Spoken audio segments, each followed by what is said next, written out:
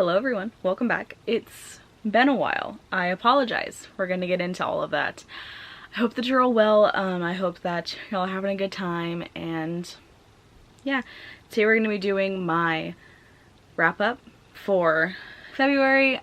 There's not going to be a TBR this month because I'll get into that, but I really wanted to start this video with having a conversation about what's been going on, why I've been gone, just basically what's happening with Miss Maddie during this whole 2-week hiatus period, which probably isn't that long, you know, it's not a long time.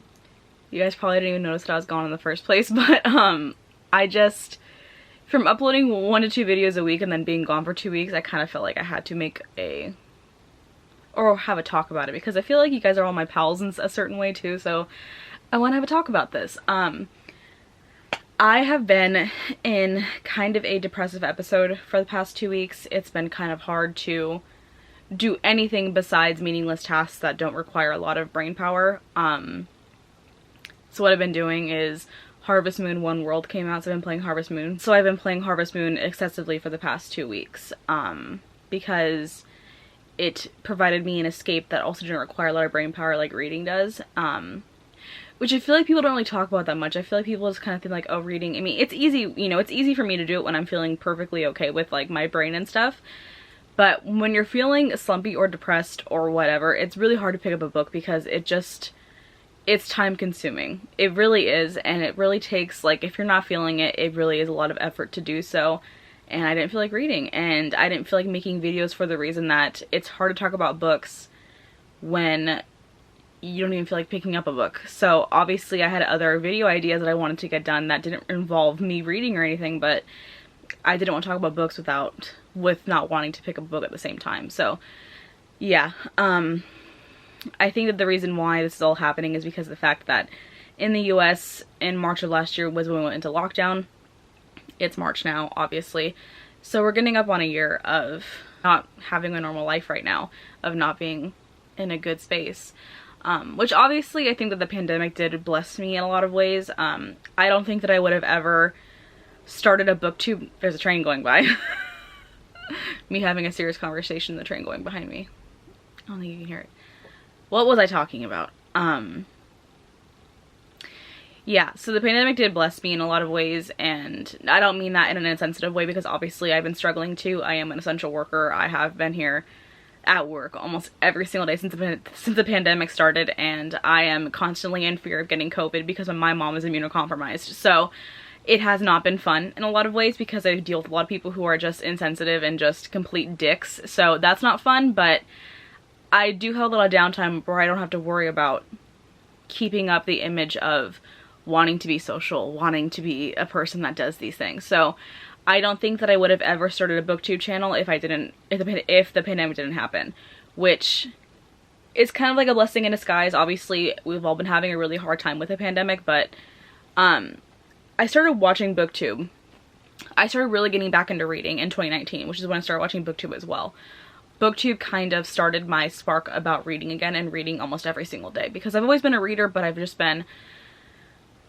wasn't reading as much until I started watching booktube, and with watching booktube sparked a desire to start making videos about books, because none of my friends really were reading at the time. Now it's a bit different because we all have more downtime, but I want to talk about it and make friends of, you know, and the booktube community just has a certain, what's the word I'm looking for? Like, you just kind of feel at home when you're watching a booktube video, and making booktube videos is that feeling multiplied by 1,000. I really love being on the community. It's what I've been wanting to do. And I feel like if the pandemic didn't happen, I would have kept finding excuses to not make videos, because obviously being in front of a camera and watching yourself to edit and hearing yourself to edit, and while you're not feeling your best, or while you're not even if you're mentally okay, like sometimes it's not easy. Like, it takes a lot of courage to make videos and put it out on the internet for everyone to scrutinize and everyone to, what's the word I'm looking for? To basically just scrutinize and shit on it, to put it bluntly, you know. So where's this conversation going? So obviously, like, I feel like with the pandemic, it really made me feel brave enough to do it because I had literally nothing else to do. And I'm not the kind of person that even does a lot of social things because I'm very much an introvert. I like being in my house with my bookshelves doing absolutely nothing all day, and that's fine with me, but it's still hard to not feel a bit depressed coming up on a year of your life being stuck inside and also living in fear of getting a deadly virus.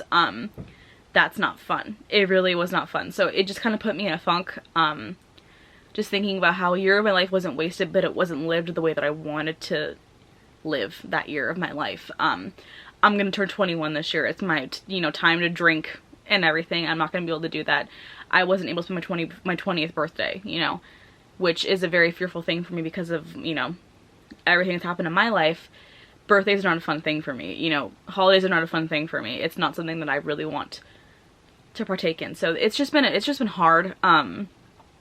Not being able to see my friends, my boyfriend, even then, like, my boyfriend and I were hanging out almost every single day before the pandemic started. That basically I wasn't allowed to see him for about 6 months because his parents or his stepdad's immunocompromised, so I haven't been able to do that. We just started working together again like 5 months ago, so it's been hard because your routines are all fucked up. I can't see the people that love my family. I haven't seen them in God knows how long, since the beginning of the pandemic, really. So yeah, it's just been kind of hard thinking about a year going into it and nothing has, you know, improved for me because I'm waiting to get the vaccine. I have not had the opportunity to get the vaccine yet. I signed up for it. I'm just waiting to get it so that my life can get back to normal somewhat and everyone else to get it too. So yeah, I want to have this conversation with you because I feel like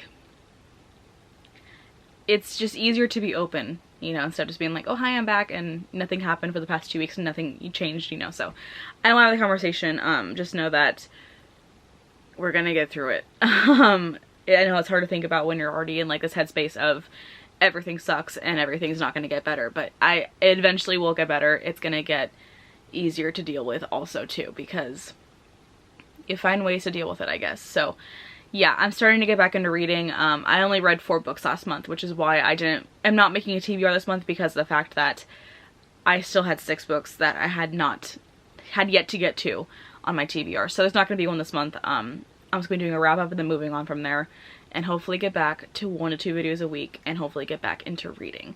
So we're going to talk about the books I read last month. I only read 4, like I said. I have to do my stats for you. And let's get into it, finally. Thanks for being here. Thank you so much. I love you. That might be a bit awkward for you, I'm sorry, but what month is it last month? February. Okay, so for my pages read, I read 2,284 pages. For my genres, I read 1 adult fantasy, 1 YA... Why did I say that so weird? 1 YA historical fiction and 3 YA fantasy books. For my year bought, I bought 3 from 2020 and, or no, fuck, 2 from 2020 and 3 from 2019 and 0 from 2021. And for my series stats, I had 3 starting series, which is not where I want to be, but whatever. 1 continuation, not where I want to be, and 1 standalone. So yeah, those are my stats. I'll probably make a chart and put it here so you can see it in case, you know, you can't keep up. But yeah, let's get into the books finally. So I might as well take a thumbnail while I'm getting these books out. Let me make them look pretty. And also, I feel like a big part of why I wasn't enjoying reading is also because none of these books got a 5-star last month. Most of them actually got 2 stars. So that's not fun. Also another not fun part about last month, but okay. So here's the stack. We're going to be starting off with Mistborn by Brandon Sanderson. Here it is. I finally read this. My first ever adult high fantasy. Well, I guess technically not, because Starless Sea was kind of that, but this is like classic adult high fantasy. This is a book about 2 people named Vin and Kelsier. Vin is our main character, Kelsier is our other main character. Vin is a young girl living in a part of the Ska Society, which is a slave society that the evil Lord Ruler enacted to keep control over people, and he's an evil Lord Ruler, right? So Vin is working as a part of like what is it technically? I guess it's like a mob, but not really, because it's not a lot of people, but like she has a mob boss basically, and she works for him, and she uses something called her luck to help his deals go by better, which without her knowing is actually her being an allomancer, which means that they can or a mistborn. In the society, there's people who can use different types of metals to do different things, and people who can use every type of metal are called Mistborns, and they're usually only in nobility, not really in the ska caste like Vin is, and Vin is a Mistborn. And then she is basically recruited by a man named Kelsier, who is recently escaped from the Lord Ruler's mines, and he is the only survivor to ever come out of those mines. So he is like a hero to the Ska people, and he is also Mistborn, so he recruits Vin, and they go on like a heist together to try and, I don't really want to say it because I don't know, but to kill he wants to kill the Lord Ruler basically. Maybe a spoiler, I don't know. I don't think it is. I apologize if it is, but yeah. So that's their whole thing, and it's basically just some like Vin learning how to use her powers, while also Kelsier having his own ulterior motive behind it too. So yeah, I gave this book 4 stars, and I only give it 4 stars because a certain character really just tugged at my heartstrings. I love Sazed so much. He is such a cool character. If it wasn't for Sazed, I probably would have given it 3 stars. I'm not even, or maybe 3.5.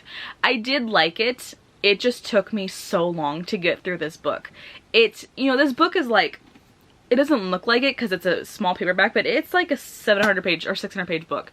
The font is like tiny, and I'm just like, it was a lot to handle because I was already nervous for this book in the first place because of the fact that it's a YA high, or not a YA, adult high fantasy, which is something that I'm not comfortable with. Something I wasn't really comfortable with yet, and this is the, people recommend this book to start off with if you want to actually get into Sanderson's writing, because the other series that he has are just a lot more than this. I can't even imagine reading like Oathbringer at the very beginning anyway. So I liked the story. It really did drag in certain parts, and also like it just didn't wow me like everyone else it seemed to, because a lot of people that I love and trust gave it like 5 stars, and it was never going to be 5 stars for me. 4 stars I was giving it generously because of the character Sazed, but that's basically it. Like, it didn't wow me. It didn't do amazing things for me. Was it enjoyable? Yes. It still was a good book. It just dragged, and it wasn't amazing to me. I did buy the 2nd book. I am going to read the rest of the series, and maybe if I get more used to YA or adult high fantasy, I'll continue on with his repertoire of other books, but either way, it was a 4 star. It was just okay. So yeah. Next, I read Enchantée by Gita Trelease. This is a YA historical fiction book. I read this, I buddy read it with Robbie from And Is No Stuck in a Book. I will link his channel down below, but just so you know, Robbie is currently on a YouTube hiatus, so he'll be back about next month, I think. So all of his videos are privated right now. You're not gonna be able to watch any of them, but you know, when he comes back, you'll be able to watch everything. So I recommend him a lot. I love him so much. We're like pals now. He's just amazing. I just love him so much. So yeah, this is a YA historical fiction book about a girl named Camille, and she is living in the Louis the 16th era and Marie Antoinette's era. It may be 16th or maybe something else. I'm not sure. Honestly, Roman numerals are way too confusing for me. I don't understand. Anyway, so it's Marie Antoinette's era basically, and Camille's living as, she has petty magic, so she can turn certain things into money, or she can have a glamour effect on people, so she can change the way that she looks or stuff like that, but it's not like super amazing magic. So she is turning stuff into money to basically live, you know, just to buy bread for the night, because they're struggling a lot, and her sister's sick, and her brother ends up leaving the family, and he's a very, very awful person. So when Camille ends up needing more money and to get away from the brother to find a safe place to live, she ends up going and disguising herself as a noble to go to Versailles and basically gamble and win a bunch of money. And she basically meets a guy named Lazare, and he is a balloonist, and they end up she falls in love with him, and then, as we all know by history, that the French Revolution happens, and Camille has to decide between her sister, the love of her life, or her country. And yeah, I gave this book 3.75 stars. It was good. I'm trying to think of what I really just didn't like about it. I think that the big thing for me was that Camille, as the main character, didn't really seem like a main character to me. She was kind of like a vessel to go to other characters, if that makes sense. Like, it seems like all of the other characters had more of a personality besides her. It seems like I was looking through Camille's eyes and only thinking about the other characters and not Camille herself, which is strange because usually it's the other way around. Usually you don't have a lot of secondary character personality versus main character personality, which is just weird. But I really like the setting. It really made me want to go to France and look at the place. The setting was beautiful. Her descriptions of Paris was also beautiful, but also it just dragged in some parts. The plot was just kind of weird. It kind of was everywhere all at once, and you didn't really know where the book was going. And that kind of like, usually, you know, you learn in school that you have like a whole like mountain kind of thing where it goes up then it goes down. This book wasn't like that. It was kind of just like up down because you didn't know what was going to happen next. You always knew that you're going to have the French Revolution happening. You knew that there was going to be nobility involved, but I would never have guessed that the book would have gone in the way that it did just by the synopsis of the book, or even by the beginning, like 100 pages of the book. So yeah, I know that Robbie liked it more than I did. I know that Robbie liked it more than I did. I think he gave it a 4 stars, so it wasn't much more than me, but he definitely liked it more than I did. So yeah, but either way, like, I bought the second book too, and I'm also kind of nervous because this book ended on a good note. So I'm nervous to see what happens next because I don't know where it's gonna go, basically. That's the only reason. That's all I gotta say about that. But yeah, it was a good buddy read. I really, you know, it's easier to read books when you have someone else reading it too, because Robbie really keeps me motivated. Robbie really keeps me on track.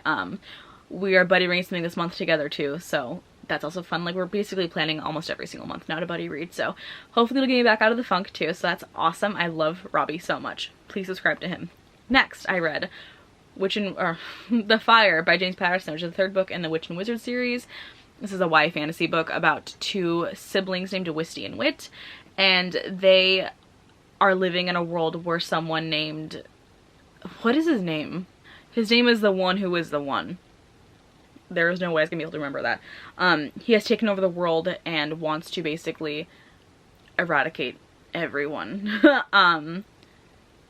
And he wants to achieve supreme leader, whatever. So Wisty and Wit end up getting taken away from their parents, and because the supreme leader ends up suspecting them of having certain powers that could possibly overrule him, and they don't until they start getting tested on, and then they end up getting the powers, and they end up being the chosen ones. So basically 3 books in now, we're still on the same plot line of them trying to take over the One Who Is the One, and yeah, I gave that, I think, 2.5 stars. Let me check. I remember I didn't really like it. Yeah, I gave it 2.75 stars. So yeah, I didn't really like it. James Patterson is kind of one of those authors where you love him when like you're 12 years old, but then like you get older and it's like, yeah, this isn't very good. Which is the case for me because I read the first 2 books when I was like 12, 13. Maddie, what's going on with you? When I was like 12 or 13, so I loved it when I was that age. Reading it as a 20-year-old now, no, it was not good. James Patterson's dialogue is just not good, and I feel like the characters are cool, but they're really easy books to read. Like, every single chapter is like a page long, so it's really easy to read. And that's the only reason why I actually keep up with the series that I've already started, because of the fact that I know I can finish it in like 2 days. It took me 2 days to finish. Like, it was insane. So yeah, but otherwise it wasn't good. And the plot was just strange too. Like, it wasn't a fleshed out plot. I mean, 3 books and you kind of expect to have like more of a embellishment on the characters or an embellishment on the plot, but it was just the same thing as the first book. Like, the kids think that they're okay for a bit, they get in trouble, they figure out a way to stop that trouble, they stop the trouble, and it's just like, every single book is like that. So I feel like, you know, I'm gonna finish up the series. I think I have like 2 books left, but otherwise it's just not good. I know that I have no like high hopes for the rest of the series, so it's just gonna be an easy finish for me. I want to finish it. I'm a completionist. We get it, right? Oh my god. Okay. And lastly, we have, oh my god, I sound so bad now. I apologize. Lastly, we have The Named by Marianne Curley. This is a YA fantasy, 1st book in the series, about a boy named, what is his name? Ethan.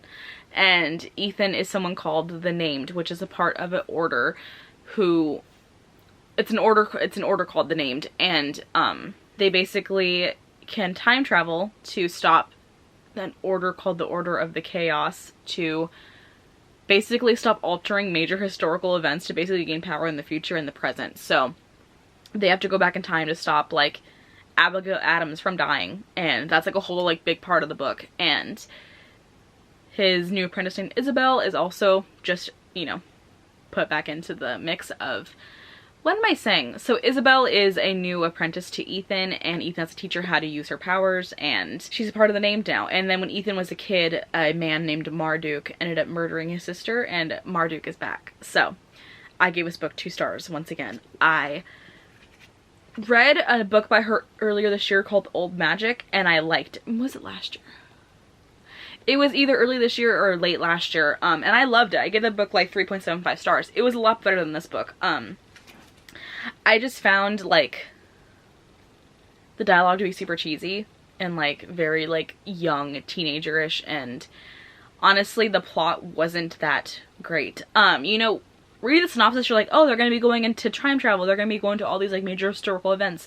Not really. I think they go like twice throughout the entire book to actually go and like stop things from happening in the past, and it was just strange. And like then you have Marduk, who is like in the prologue of the book for murdering Ethan's little sister, and then he somehow was like back at the like very end of the book, and it's like you weren't even mentioned throughout the rest of the book until the very end of it, and suddenly like you're the biggest like enemy in the world now.